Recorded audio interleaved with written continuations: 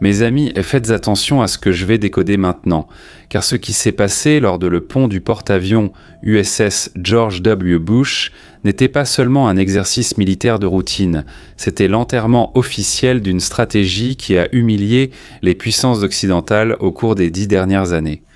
Pendant longtemps, l'Iran, les Holtz et la Russie ont joué avec ce que j'appelle l'avantage du pauvre. Ils utilisaient des drones jetables faits de plastique et de pièces de tondeuse à gazon, coûtant à peine 20 000 $ pour forcer les États-Unis à dépenser des missiles intercepteurs qui coûtent 2 millions de dollars chacun. C'était une logique de défaite.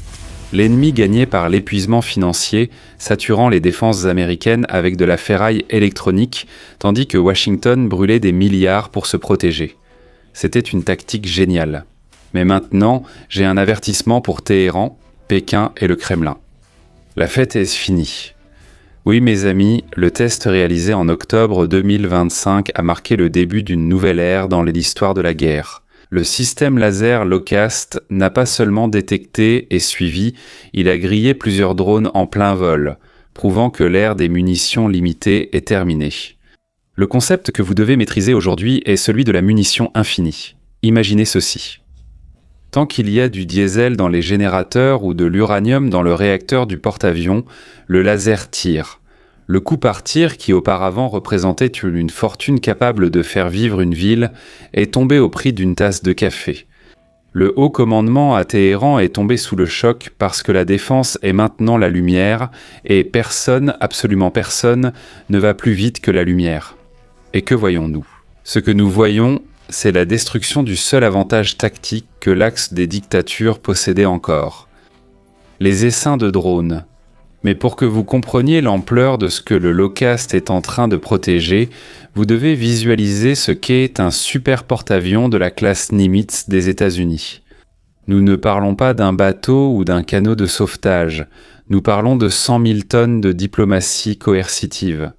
C'est plus de 300 mètres de long, l'équivalent de 3 terrains de football alignés, propulsés par 2 réacteurs nucléaires. Ils produisent assez d'énergie pour alimenter une ville de 100 000 habitants pendant 25 ans, sans avoir besoin d'une seule goutte de carburant externe. C'est une ville d'acier flottante qui porte le glaive américain partout dans le monde, projetant la puissance là où la liberté est menacée. À l'intérieur, près de 6 000 marins vivent et travaillent. C'est un écosystème complet. Des hôpitaux, des usines de dessalement qui transforment l'eau de mer en eau potable et des officiers qui fabriquent des pièces de rechange en plein océan. Sur son pont réside le joyau de la couronne, les escadrons de chasseurs F-35C et les F-18 Super Hornet. Ces machines représentent le summum de la guerre électronique. Elles envahissent l'espace aérien ennemi en aveuglant les radars, détruisant les systèmes de communication et neutralisant les défenses anti-aériennes avant même que le premier missile ne soit tiré. Comme nous l'avons vu récemment en Iran, lorsque ces chasseurs décollent, le territoire ennemi devient un terrain ouvert pour la destruction de cibles stratégiques. Mais c'est ici que réside le paradoxe. Cette structure de 12 milliards de dollars qui porte la fierté et la réputation d'une superpuissance est devenue la cible la plus visée de la planète. La taille qui impose le respect est la même qui facilite la visée. L'ennemi sait qu'il ne peut pas vaincre les États-Unis dans un combat symétrique, alors il mise sur l'humiliation.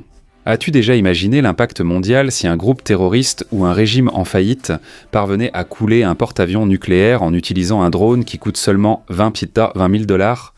Mes amis, ce serait la fin de l'ère de la projection de la puissance américaine. Le coût financier serait immense, mais le préjudice à la réputation et au moral marquerait la fin de l'Empire. C'est pourquoi le low-cost n'est pas un accessoire, c'est la protection finale. Il protège le joyau de la couronne contre la chance de l'ennemi, garantissant que la technologie à 12 milliards de dollars ne soit pas vaincue par une ferraille électronique. Maintenant, plongeons dans l'anatomie de cette technologie. Le grand secret ici n'est pas seulement la puissance, mais la polyvalence. Le système est palettisé, ce qui signifie qu'il est indépendant de la plateforme.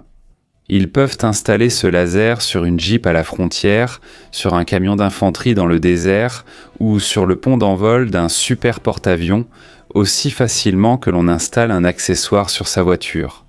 Il est modulaire, agile et surtout létal. Mais ce qui empêche vraiment les généraux ennemis de dormir, c'est sa vision d'aigle. Le low-cost ne dépend pas seulement des radars conventionnels qui peuvent être trompés par des interférences. Il possède une tourelle équipée de caméras électro-optiques et de capteurs infrarouges de très haute définition. Il suit la cible au milieu de la fumée, dans l'obscurité totale du détroit d'Ormuz et même par mer très agitée. Il n'y a nulle part où se cacher. Et lorsque le système verrouille la cible, il tire un faisceau de lumière invisible qui grille le cerveau électronique du drone, faisant fondre les circuits et les capteurs optiques avant même que l'opérateur ennemi ne se rende compte qu'il a été détecté. Il n'a pas besoin d'une ogive nucléaire. Avec une puissance pouvant atteindre 26 kW/h, c'est suffisant pour transformer un drone de reconnaissance ou un drone suicide en boule de feu en quelques secondes. C'est le prédateur invisible. Il ne fait pas de bruit, il ne rate jamais sa cible et il n'a pas besoin de ravitaillement ni de munitions. Maintenant, faites le lien avec moi. Pourquoi cette technologie n'est-elle pas testée uniquement pour des guerres lointaines ? Le Locust est déjà opérationnel à la frontière sud des États-Unis, à El Paso, au Texas. S'il est capable de protéger la souveraineté américaine contre les drones de surveillance des cartels de la drogue, imaginez ce qu'il pourra faire lorsqu'il sera déployé au cœur du conflit au Moyen-Orient. L'amiral Derrick Audley, l'officier le plus haut gradé de la marine, a été catégorique. Il en a assez de voir ses équipages utiliser des missiles sophistiqués contre des cibles de faible valeur. Son objectif est de faire du laser la première option de défense. La réalité au Waykroua, derrière ce chiffre, c'est que le système à énergie dirigée est l'insecticide ultime contre les nuisibles de Téhéran. L'Iran a tout misé sur sa capacité à saturer les défenses occidentales par le volume. Ils pensaient que s'ils envoyaient 100 drones, les États-Unis n'auraient plus de missiles au 101e. Mais Locust, le numéro 101, le numéro 200 et le numéro 1000 connaîtront le même sort, l'incinération. L'asphyxie technologique imposée par Trump prive l'Iran de son seul avantage tactique. La guerre du XXIe siècle montre que l'argent n'est pas infini. Et Washington a appris par l'expérience que la meilleure façon de vaincre une menace bon marché est d'avoir une défense encore moins coûteuse et infiniment plus rapide. L'ennemi est, technologiquement, au siècle dernier, essayant de lancer des pierres sur ceux qui contrôlent la foudre. Mais le Locust n'est-il que le début ? Pour comprendre demain, vous devez regarder les nouveaux cuirassés de la classe Trump, que j'ai déjà présentés ici sur la chaîne, et je vais laisser ici dans la fiche pour que vous puissiez découvrir cette bête de près. Le président a compris que la marine du futur ne peut pas être otage de la logistique lente et coûteuse des missiles. Et c'est ici qu'entre en jeu l'USS Defiant, le premier navire de guerre conçu dès la première vis pour être une forteresse à énergie dirigée. Alors que les anciens navires ont besoin d'adaptations improvisées, l'USS Defiant est déjà conçu avec l'infrastructure nécessaire pour tirer des faisceaux à haute puissance et des micro-ondes capables de griller non seulement des drones, mais des missiles hypersoniques chinois ? Oui mes amis, la Chine est la prochaine cible. Celui qui veut surpasser l'hégémonie des États-Unis et remplacer la puissance mondiale des Américains. Eh bien, c'est cette vision stratégique qui garantira la domination du Pacifique et du Golfe dans les prochaines décennies. La classe Trump est sans la réponse directe à la tentative de la Chine d'expulser les États-Unis de la mer de Chine méridionale. Avec des armes à énergie dirigée, les porte-avions américains deviennent pratiquement impénétrables. Le coût de l'agression pour l'ennemi augmente de façon exponentielle, tandis que le coût de la défense pour Washington chute drastiquement. Celui qui contrôle l'énergie domine désormais les mers. Donald Trump a compris que la guerre du futur ne concerne pas celui qui possède le plus de missiles, mais celui qui détient la meilleure technologie d'énergie dirigée pour rendre les missiles ennemis inutiles. C'est la victoire de la physique sur la logistique. Donc le résumé de l'histoire est assez clair, l'Iran, la Chine et la Russie ont misé sur le volume et la saturation. Mais les États-Unis et leurs alliés viennent d'inventer l'insecticide laser. L'échiquier géopolitique a franchi un cap, et ceux qui ne s'adapteront pas à l'ère de l'énergie dirigée seront rayés de la carte. Les structures du pouvoir à Pékin et à Téhéran sont sous le choc, car la technologie de saturation, qui était le grand atout des puissances mineures, a trouvé un bouclier qui ne se fatigue pas, ne s'épuise pas et ne se trompe pas. Mais ce n'est que la partie visible de ce que le Pentagone cache en coulisses. Mais ce n'est que la partie visible de ce qui se passe dans les coulisses du Pentagone et de la zone 51. Il existe une coordination discrète sur la façon dont ces armes seront utilisées pour redessiner les frontières du monde et garantir la souveraineté de l'Occident. Et j'ai préparé un décryptage complet à ce sujet sur notre plateforme exclusive. Là-bas, vous avez accès à des analyses sans censure. C'est plus important. Avec des données brutes et des cartes que l'algorithme ne nous permet pas de montrer ici. C'est votre carte pour comprendre demain avant qu'il n'arrive. C'est très important. Nous sommes déjà plus de 3000 abonnés qui soutiennent notre résistance et garantissent que la vérité continue d'être dite de manière indépendante. Le code QR apparaît à l'écran maintenant. Le lien est dans le commentaire épinglé et la description.